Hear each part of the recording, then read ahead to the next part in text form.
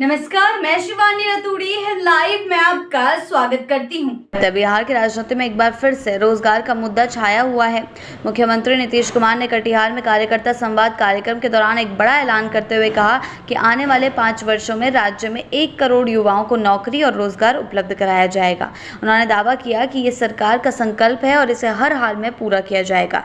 जैसे ही ये बयान सामने आया, प्रदेश की सियासत में गर्मी बढ़ गई। विपक्ष ने इसे एक और चुनावी जुमला करार देते हुए सीधा हमला किया। पुराने वादों का क्या हुआ? जनसुराज पार्टी ने नीतीश के इस वादे पर चुटकी लेते हुए कहा कि अब तक मुख्यमंत्री इतने वादे कर चुके हैं कि उन्हें पूरा करने के लिए राज्य को करीब 33,000 करोड़ रुपए की जरूरत होगी। पार्टी के मुताबिक ये बताना मुश्किल है कि ये राशि कहां से आएगी और क्या वाकई सरकार के पास इसे अमली जामा पहनाने की कोई ठोस योजना है, या फिर ये सब कुछ सिर्फ और सिर्फ चुनावी मौसम में वोट बटोरने का एक राजनीतिक तामझाम है। विपक्ष के तीखे तेवरों के बीच बीजेपी ने मुख्यमंत्री का बचाव करते हुए कहा कि नीतीश कुमार ने जो भी वादे किए हैं उन्हें धरातल पर उतारा भी है।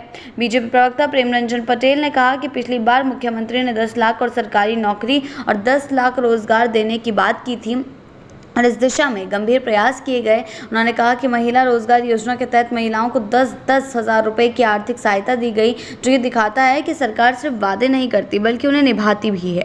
जेडीयू भी पीछे नहीं रहा। पार्टी प्रवक्ता अभिषेक झा ने कहा कि नीतीश कुमार वादों के लिए निश्चय के लिए जाने जाते हैं। उन्होंने कहा कि 7 निश्चय योजना और इसके दूसरे चरण में नीतीश कुमार ने बिहार को बहुआयामी योजनाएं दी हैं, जिससे शिक्षा, स्वास्थ्य, रोजगार, पेयजल और शौचालय, सड़कों से लेकर युवा सशक्तिकरण तक हर क्षेत्र में बदलाव दिखा है। उन्होंने दावा किया है कि बिहार में दी गई सरकारी नौकरियों की गूंज अब देश भर में सुनाई देती है और लाखों युवाओं को मुख्यमंत्री ने स्वयं गांधी मैदान में नियुक्ति पत्र देकर सम्मानित किया है।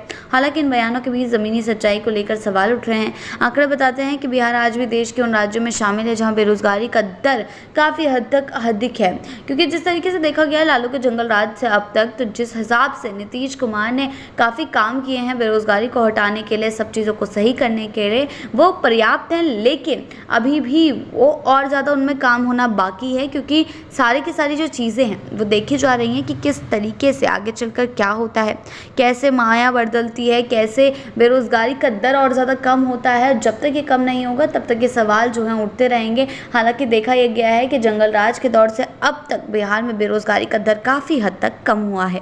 लाखों युवा अभी बेहतर अवसरों की तलाश में राज्यों से पलायन कर रहे हैं, लेकिन अब वो पलायन जो है थोड़ा आंकड़ों में कमी आई है। नीतीश कुमार का ताज़ा ऐलान ऐसे समय पर आया है जब बिहार एक बार फिर से चुनावी मोड़ में प्रवेश कर रहा है। ऐसे में हर वादा, हर ऐलान को राजनीतिक चश्मे से देखा जा रहा है।